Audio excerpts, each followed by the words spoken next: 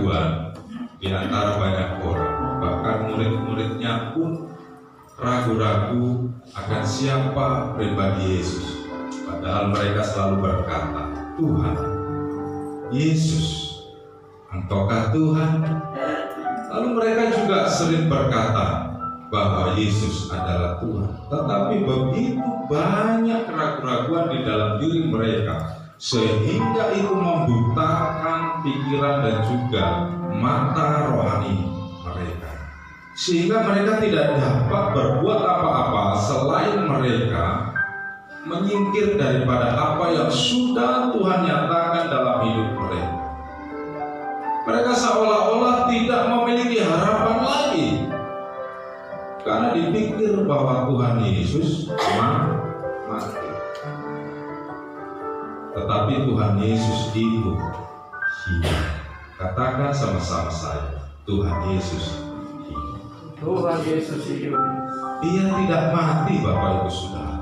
Tuhan Yesus hidup. Dia menyatakan keilahiannya, ketuhanannya kepada semua orang, bahkan kepada iblis di bawah bumi sekarang. Ia menyatakan bahwa ia hidup, ia tidak mati, bahwa itu menunjukkan betapa besar kuasanya, betapa besar kuasa Tuhan buat kita semua. Apakah kita ada keraguan-keraguan dalam hidup kita hari-hari ini? Sama seperti murid-murid Yesus.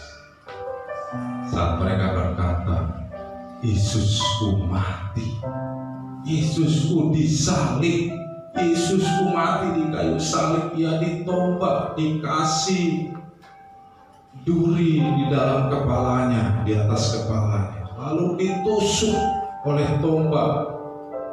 Yesusku mati. Mereka seakan-akan tidak memiliki harapan. Sama seperti kita, kalau kita menganggap bahwa Yesus mati dalam hidup kita, kita tidak memfungsikan kuasa Tuhan dalam hidup kita. Kita merasa bahwa tidak ada harapan lagi, harapan yang kosong.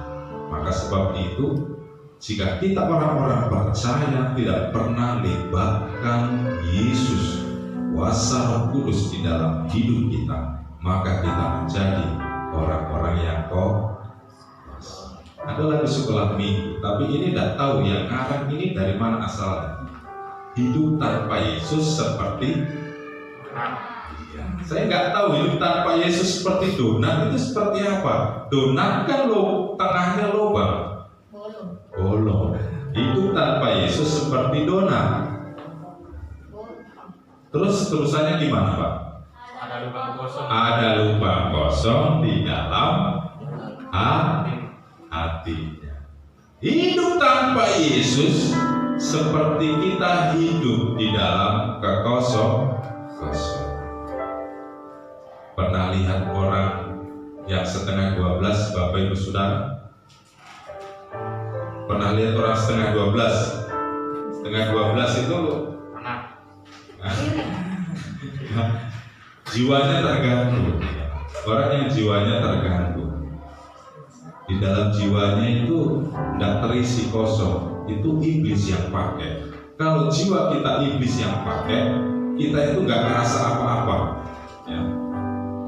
Bahkan makanan-makanan yang basi pun tidak dirasa bahwa itu basi. Bau kentut pun tidak dirasa. Ya.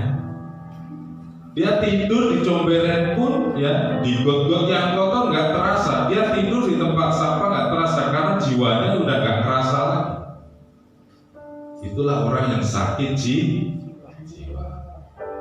Bukan karena corona kalau nggak merasa apa-apa, Bapak Ibu Saudara.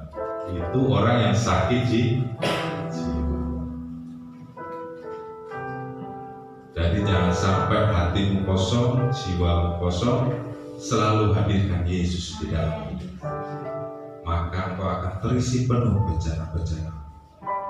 Katakan amin. Kita akan membaca di dalam firman Tuhan. Kita membaca di dalam Yohanes pasal 21. Saya akan membacakan buat kita semua. Yohanes minta maaf multimedia, boleh di layarnya diputihkan supaya agak terang ya, karena minta maaf kejeblos kena hujan. Dinyalakan lalu layarnya putih supaya terang ya. Yohanes pasal 21 ayat 1 sampai selesai. Sampai ayat 14 saya akan membaca buat kita semua. Yesus menampakkan diri kepada murid-muridnya di pantai Danau Tiberias. Kemudian Yesus menampakkan diri lagi kepada murid-muridnya di pantai Danau Tiberias, dan ia menampakkan diri sebagai berikut. Di pantai itu berkumpul Simon Petrus, Thomas yang disebut Didimus, Natanael dari Kana yang di Galilea, anak-anak Zebedeus, dan 2 orang muridnya yang lain. Kata Simon Petrus kepada mereka, "Aku pergi menangkap ikan." Kata mereka kepadanya, "Kami pergi juga dengan engkau." Mereka berangkat lalu naik ke perahu, tetapi malam itu mereka tidak menangkap apa-apa. Ketika hari mulai siang, Yesus berdiri di pantai, akan tetapi murid-murid itu tidak tahu bahwa itu adalah Yesus. Kata Yesus kepada mereka, "Hai anak-anak, adakah kamu mempunyai lauk pauk?" Jawab mereka, "Tidak ada." Maka kata Yesus kepada mereka, "Tebarkanlah jalamu di sebelah kanan perahu, maka akan kamu beroleh." Lalu mereka menebarkannya, dan mereka tidak dapat menariknya lagi karena banyaknya ikan. Maka muridnya dikasih Yesus itu berkata kepada Petrus, "Itu Tuhan." Ketika Petrus mendengar bahwa itu adalah Tuhan, maka ia mengenakan pakaiannya, sebab ia tidak berpakaian, lalu terjun ke dalam danau.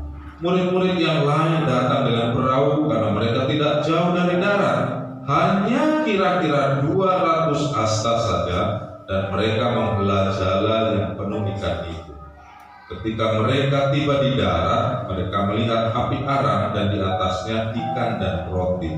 Kata Yesus kepada mereka, "Bawalah beberapa ikan yang baru kamu tangkap itu." Simon Petrus naik ke perahu lalu menghela jala itu ke darat, penuh ikan-ikan besar, 153 ekor banyaknya, dan sungguh pun sebanyak itu, jala itu tidak koyak. Kata Yesus kepada mereka, "Marilah dan sarapanlah." Tidak ada di antara murid-murid itu yang berani berkata kepadanya, "Siapakah engkau?" Sebab mereka tahu bahwa ia adalah Tuhan. Yesus maju ke depan, mengambil roti dan memberikannya kepada mereka, demikian juga ikan itu. Itulah ketiga kalinya Yesus menampakkan diri kepada murid-muridnya sesudah ia bangkit dari antara orang mati. Bacaan kita pada pagi hari ini, Bapak Ibu Saudara, berkisah tentang penampakan Tuhan Yesus ya, setelah mati selama 3 hari. Ia mengunjungi alam maut, mengunjungi neraka, menyatakan bahwa dirinya hidup. Maka di hari yang ketiga Tuhan Yesus bangkit. Lalu ia mulai menampakkan kepada murid-murid. Bahkan ia menampakkan diri kepada orang-orang yang sedang berjalan di Emmaus. Tuhan Yesus menampakkan diri kepada Thomas ya. Lalu Tuhan Yesus meminta Thomas untuk mencucukkan jarinya ke dalam tangan yang berlubang. Lalu yang ketiga kalinya Tuhan Yesus menampakkan diri di Danau Tiberias atau Danau Galilea atau Danau Genesaret namanya. Ya, kalau sekarang ya, ada di daerah Palestina. Jadi kejadian ini ya, saya mau berkata, saat Tuhan Yesus mencari murid-murid ya, ini kejadian sama dengan apa yang dialami oleh Simon. Halo Simon. Simon Petrus. Kalau Bapak Ibu Saudara bisa membaca ya di dalam Lukas ya, di dalam Lukas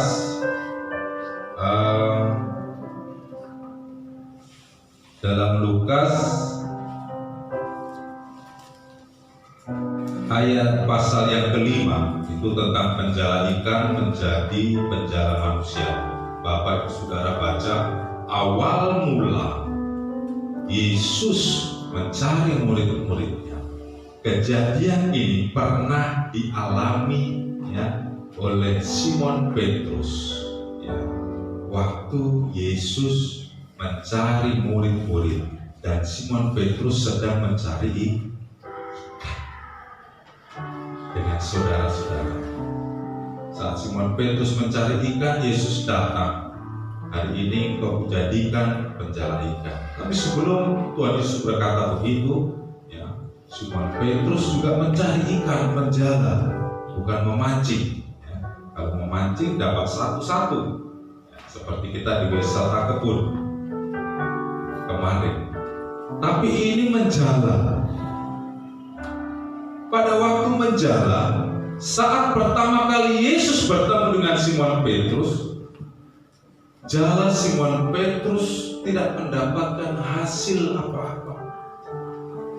Sampai Yesus di pinggir danau berkata, coba lempar ke arah sana. Lalu dilempar. Dan dapatlah ikan yang banyak sampai jala itu hampir goyah karena saking banyaknya ikan. Itu kejadian saat Yesus berjumpa pertama kali dengan Simon Petrus. Saat Tuhan Yesus bangkit dan menampakkan diri kepada murid-murid, maka kejadian ini terulang kembali. Dan saya kira ini bukan sebuah kejadian yang biasa dan juga kejadian yang mungkin itu yang kebetulan. Dan ini firman Tuhan tidak kebetulan juga ditulis Bapak Ibu Saudara. Karena Bapak Ibu Saudara ingin mengetahui hatinya Tuhan, maka bacalah firman Tuhan. Jadi kejadian itu tidaklah semudah dan segampang yang kita pikirkan. Itu kebetulan saja. Tidak Bapak Ibu Saudara. Itu menunjukkan bagaimana keilahian Tuhan Yesus dinyatakan. Keilahian Tuhan Yesus dinyatakan dan dibuktikan. Jika Tuhan Yesus tidak menampakkan diri kepada murid-murid, jika Tuhan Yesus tidak bangkit, maka tidak ada keilahian di dalam diri Yesus. Tetapi Yesus bangkit dan menyatakan diri kepada murid-muridnya. Pada saat itu, mereka tidak tahu apa yang mereka mau perbuat setelah Yesus mati di kayu salib. Mungkin karena mereka kurang makan, atau kurang lauk pauk, atau mereka kembali kepada hidupnya yang awal saat sebelum 3,5 tahun yang lalu Yesus panggil mereka menjadi penjala manusia. Saat mereka mencari ikan, tidak ada satupun yang didapat. Tidak ada satupun. Bahkan jala mereka pun tidak terisi dengan sampai mereka putus asa, sampai dari pagi sampai malam, dari malam sampai pagi lagi, tidak ada satupun ikan yang didapat. Tiba-tiba ada orang di pinggir danau lagi, seperti kejadian di dalam Lukas pasal 5 saat Yesus mencari murid-murid yang pertama. Yesus berkata, lemparkan sebelah kanan. Di sana ada banyak ikan. Apa yang mereka lakukan? Mereka tidak berkata apa-apa, seolah-olah itu mereka merasakan ada yang aneh dengan perkataan itu. Lalu mereka melemparkan di sebelah kanan perahu mereka. Apa yang terjadi? Jala mereka tarik, dan dapatlah ikan banyak sampai firman Tuhan mencatat berjumlah 150 3 ekor. Hebat ya. Coba Bapak Ibu Saudara ke Lelong atau ke Poteret, tanya sama nelayan-nelayan, Pak, pernah hitung nggak ikanmu yang didapat? Tanya dulu. Pasti tidak pernah menghitung. Mereka hanya menaruh di tempat lalu mereka jual. Tapi ini luar biasa sampai dihitung 153.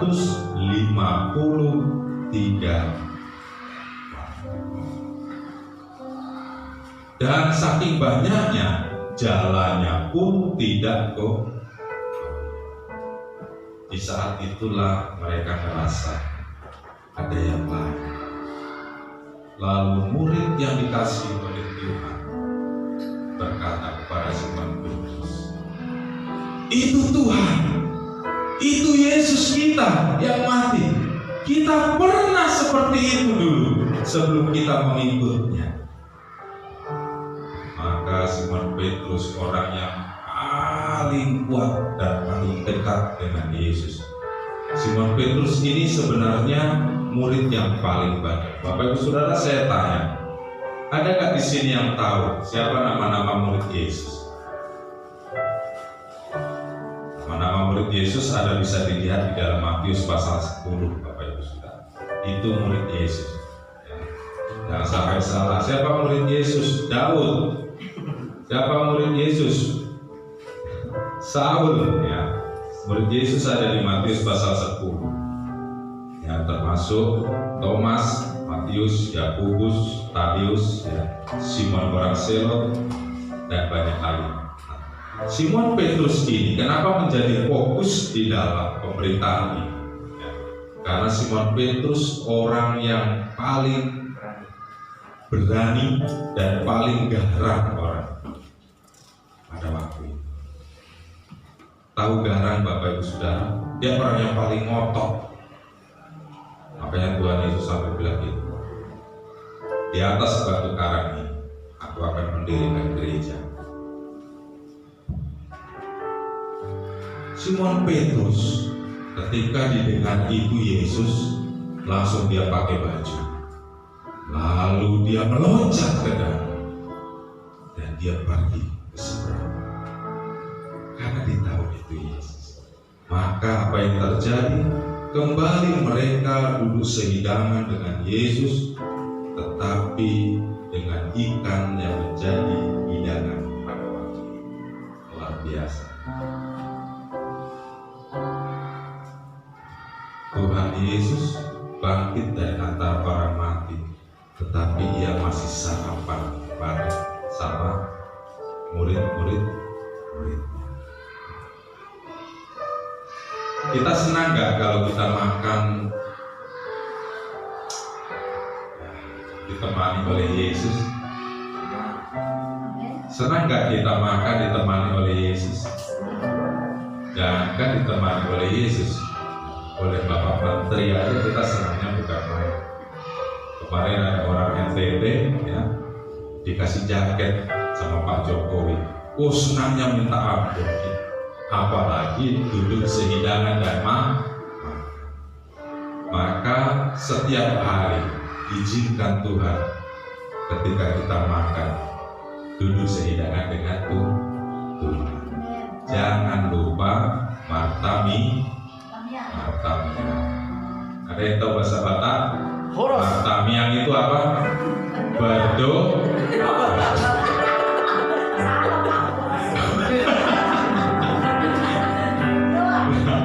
Jangan lupa berdoa.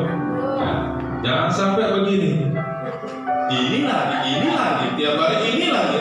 Doa, dan doa sama aja. Makanannya juga ini. Ya udahlah, santap aja langsung. Izinkan Tuhan duduk sehidangan dengan kita. Apapun yang kita makan, apapun yang ada di hadapan kita untuk kita makan, berilah ucapan syukur di hadapan Tuhan. Katakan ucapan syukur. Mereka sampai sarapan dulu sehidangan dengan Tuhan. Dan saya bisa bayangkan begitu begitu sukacitanya murid-murid. Tetapi kebalikan dari itu, mereka bukannya sukacita. Mungkin hati kecilnya sukacita, tapi mereka saling lirik-lirik begini. Kalau dibayangkan ya, mereka saling lirik, lalu mereka gini-gini ya, saling senggol. Lalu mereka bisik-bisik, kayaknya Yesus itu, kayaknya Yesus itu. Karena mereka pernah mengalami hal yang sama seperti itu.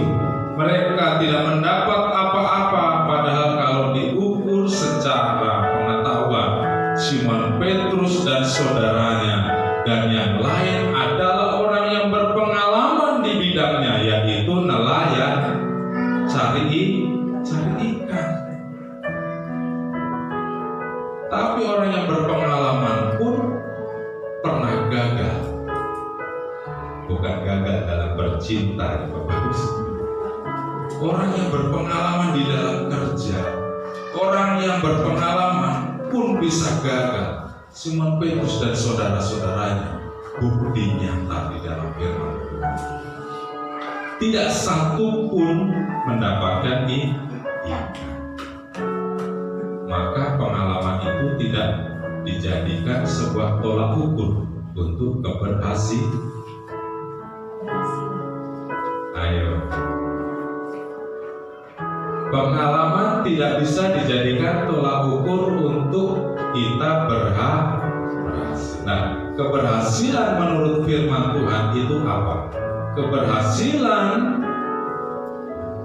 buat kita orang-orang percaya itu apa? Keberhasilan kita itu apa? Pak, kalau saya kaya raya, maka saya berhasil. Pak, kalau saya menguasai seluruh ruko Citraland, saya orang berhasil. Pak, saya kalau seperti ini rumah saya sudah 5, saya orang berhasil. Pak, saya kumpulkan harta berkarung-karung, saya orang berhasil. Apakah seperti itu Bapak Ibu Saudara? Keberhasilan menurut firman Tuhan, jika ada orang benar, jika ada orang benar yang terangnya seperti matahari sedang muncul, maka itu dikatakan orang benar. Jadi jangan takut Bapak Ibu Saudara, cita-cita anak-anak Bapak Ibu Saudara belum mendapat. Lalu Bapak Ibu Saudara cita-citanya punya mobil, punya rumah, punya harta banyak, belum berhasil. Jangan takut, itu bukan tujuan akhir hidup kita di dunia. Tapi tujuan kita di dunia ini adalah menyukakan Tuhan, menjadi terang seperti matahari yang baru muncul. Pernah melihat matahari yang baru muncul? Lama-kelamaan terang, menyinari semua tempat. Itulah keberhasilan. Ukuran keberhasilan. Ukuran keberhasilan. Jadi Bapak Ibu Saudara, semakin dekat kepada Tuhan, maka saya berkata kepada kita semua, semakin engkau mendekati keberhasilan. Jika engkau banyak harta, jika kita mengejar harta dari pagi sampai malam, dari malam sampai pagi, kaki di atas, kepala di bawah, tapi hidup kita jauh dari Tuhan, saya berkata, kita jauh dari keberhasilan. Jika hidup Bapak Ibu Saudara hanya berpikir tentang hal dunia, kepala dibuat kaki, kaki dibuat kepala, pagi sampai malam, malam sampai pagi, tidak ingat Tuhan, ke gereja pun sudah nggak ingat, saya mau berkata, kita jauh dari keberhasilan. Katakan amin. Amin. Nah, jadi Bapak Ibu Saudara, ada 3 hal yang dapat saya sampaikan melalui bacaan kita pada pagi hari ini, ya. Bahwa yang pertama, ya,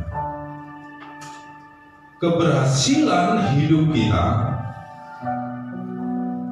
tidak diukur atau tidak butuh pengalaman atau ditentukan oleh kepintaran, kehebatan mutlak dari diri sendiri atau pikiran sendiri, tetapi bersumber dari Tuhan Yesus. Bapak Ibu Saudara bisa berhasil. Firman Tuhan berkata, kita harus kerja keras, betul kerja keras.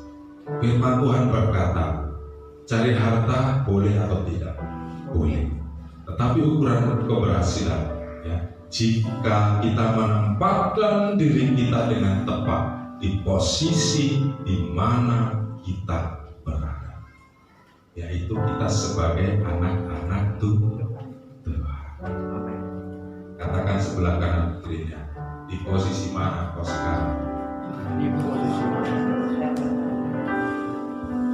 Pengalaman Simon Petrus tidak menjadikan dirinya lebih pintar dari dirinya. Pengalaman Simon Petrus tidak menjadikan sesuatu selalu berhasil apa yang dia buat.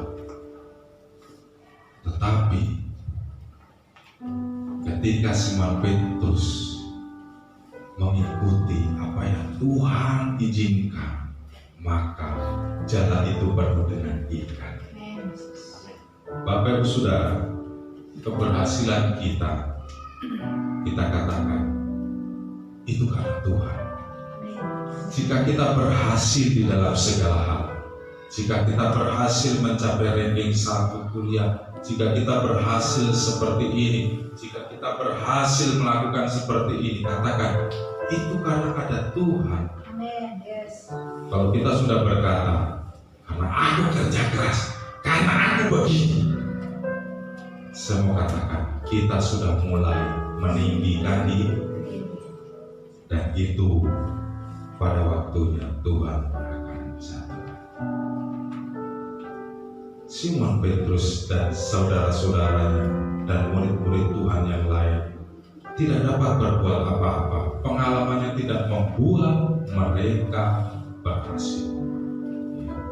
Jika Bapak Ibu Saudara pernah melakukan sesuatu hal, maka selalu kita berkata begini, pengalaman saya itu pasti begini. Lalu semua orang juga pernah berkata, pengalaman.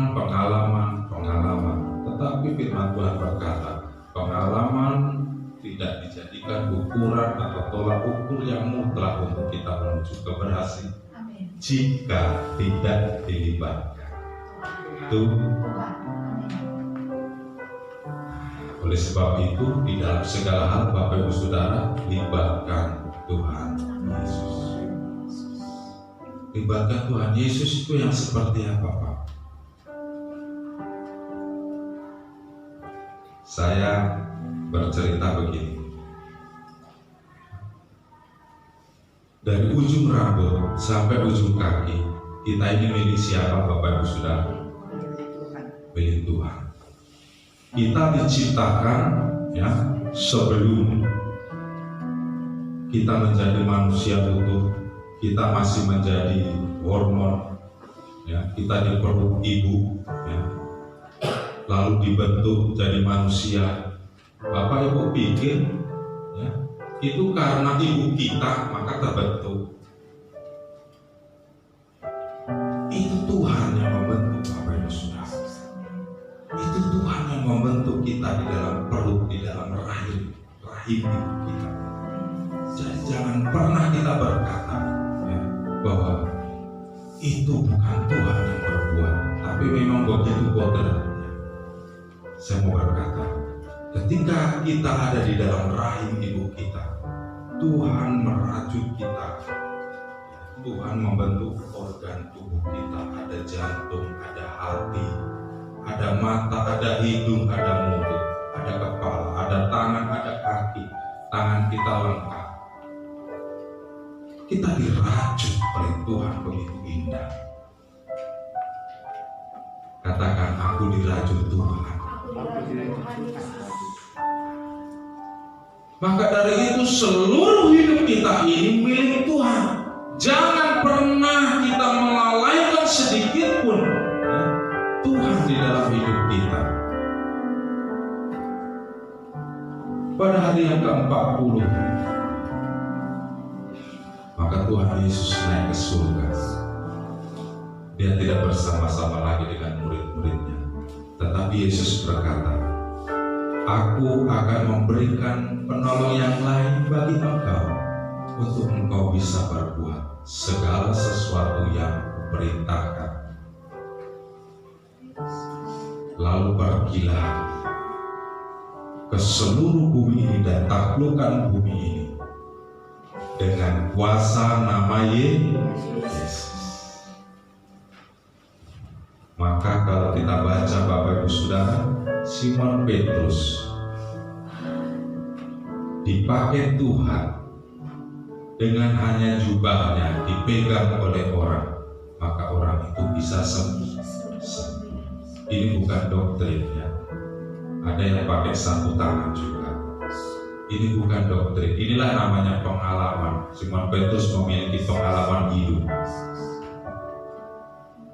Orang memegang jubahnya, orang itu bisa sembuh. Tuhan Yesus lebih ngeri lagi Bapak Ibu Saudara. Orang buta, Tuhan Yesus meludah. Ludahnya digosok-gosok ke tangan, lalu ludahnya dioleskan ke mata orang. Mata orang itu menjadi jernih dan melihat. Maka hari-hari ini Bapak Ibu Saudara, apa yang Tuhan gerakkan di dalam hidup Bapak Ibu Saudara? Aku ingin menyembah Tuhan. Gimana caranya ya?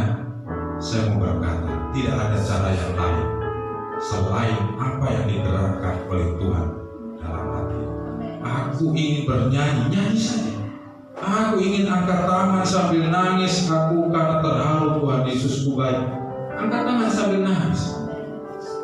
Tiba-tiba waktu naik mobil, waktu naik motor, aku kok kepingin berdoa. Tapi jangan tutup mata. Ada orang tanya kepada saya, kalau di dalam mobil atau naik motor berdoa gimana Pak Pendeta? Ya berdoa aja. Tutup mata enggak? Saya bilang. Menurutmu tutup mata atau buka mata? Saya bilang. Buka mata. Iya. Apa yang digerakkan hari-hari ini Bapak Ibu Saudara? Jika itu gerakan-gerakan yang benar, saya percaya itu adalah kuasa Roh Kudus yang sedang bekerja dalam hidup Bapak Ibu. Aku digerakkan untuk memberkati si A. Aku digerakkan Tuhan untuk menolong si B.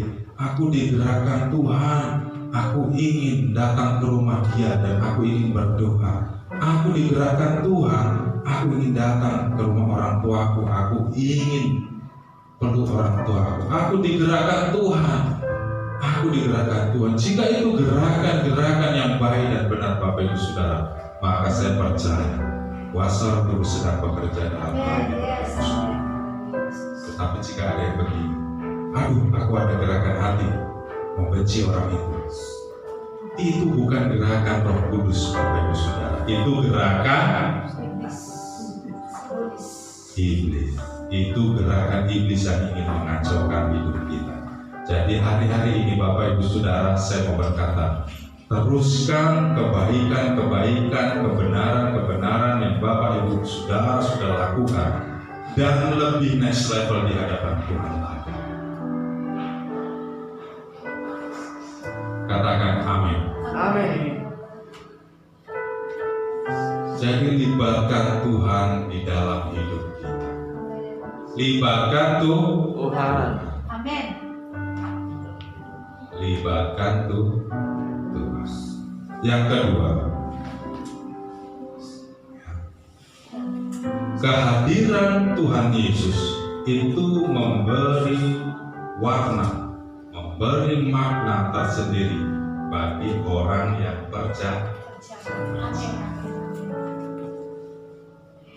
Tuhan Yesus hadir, mereka makan dengan Yesus lagi.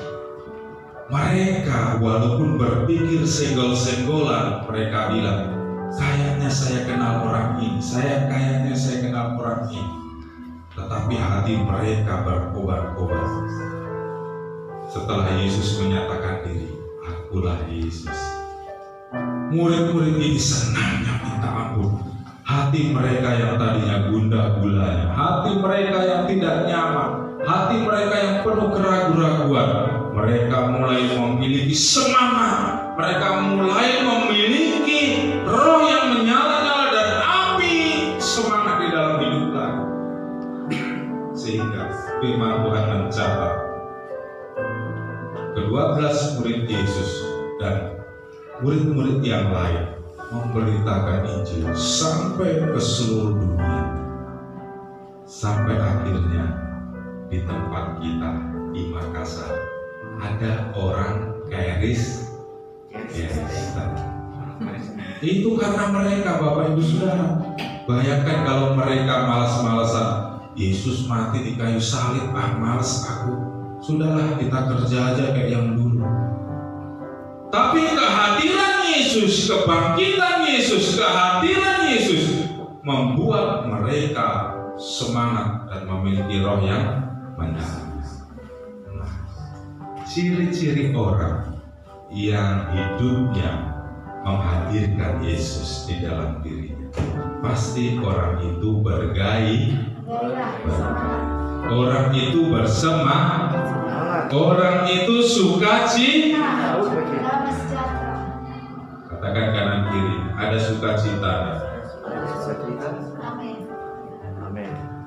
Yang menggagalkan rencana Tuhan itu begini: kegagalan, putus asa, keraguan-raguan, masalah ekonomi yang pelik, masalah hubungan keluarga, ya, ketidaknyamanan, ya, bahkan ya, ketakutan tentang masa depan anak, ketakutan tentang hidup sendiri. Itulah yang menghalangi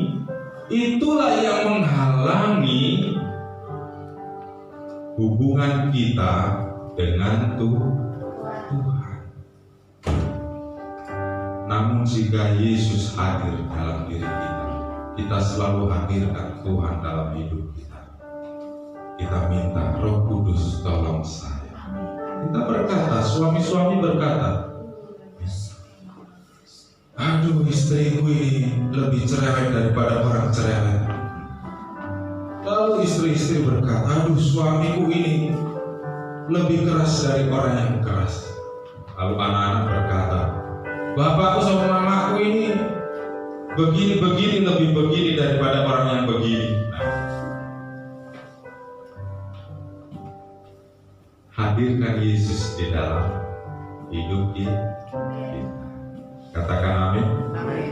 Nah, itu Bapak Ibu Saudara, saya percaya bahwa hari-hari ini pemakaian Tuhan buat kita semua. Jadi menghadirkan Yesus itu seperti ini Bapak Ibu Saudara.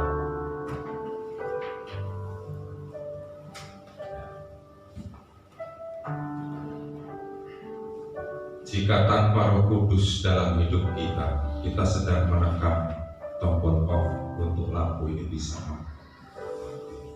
Dan dia tidak bisa menerangi. Tetapi kita harus menekan tombol on setiap hari agar lampu ini bisa, agar kuasa Roh Kudus terus berfungsi dalam hidup kita. Jangan sampai kita nggak dipakai Tuhan, tapi kita dipakai oleh iblis. Karena begini, sepanjang hari, sepanjang hidup, ya, diri kita ini sedang diintip oleh iblis. Dia sedang mengaum-ngaum mencari mangsa. Dikatakan dia seperti singa. Bukan singa, tapi Yesus itu singa dari Yehuda. Iblis itu seperti singa. Berarti iblis itu ingin meniru-niru Yesus. Pekerjaan Yesus dilakukan pekerjaan iblis. Tetapi tujuan iblis menghancurkan dan juga mematikan hidup kita. Tetapi pekerjaan Tuhan adalah Yesus datang supaya kita hidup Bapak Ibu Saudara. Maukah kita menekan tombol on terus kita? Amin. Jangan pernah kita matikan. Amin. Hadirkan Yesus terus. Katakan amin. Amin. Ya. Yang ketiga, yaitu mereka tidak pernah berkomentar sedikit pun tentang kenapa Kenapa kau suruh kami melemparkan jalan, tetapi mereka taat saja, mereka setia dan mereka lakukan. Bapak Ibu Saudara, jangan pernah kita meragukan akan firman Tuhan. Amin. Taat, setia dan lakukan saja. Amin. Yaitu percaya. Katakan amin. Amin. Mazmur 23 berkata apa Bapak Ibu Saudara tentang hidup kita? Tuhan adalah gembalaku, takkan kekurangan aku. Ia membaringkan aku di padang yang berumput hijau. Ia membimbingku ke air yang tenang. Ia menyegarkan jiwaku. Ia menuntunku ke jalan yang benar, oleh karena namanya sekalipun aku berjalan dalam lembah kegelapan, aku tidak takut bahaya, sebab Engkau besertaku. Apa yang kita takutkan Bapak Ibu Saudara kalau sudah Tuhan menyertai hidup kita? Amin. Ia tuntun kita di air yang jernih, air mengalir dengan deras. Ia berikan kita rumput yang hijau, seperti domba diberi rumput yang hijau. Orang yang percaya kepada Tuhan tidak akan pernah takut hidupnya berkurang. Taat, setia dan lakukanlah apa yang Tuhan mau dalam hidup. Maka percayalah firman Tuhan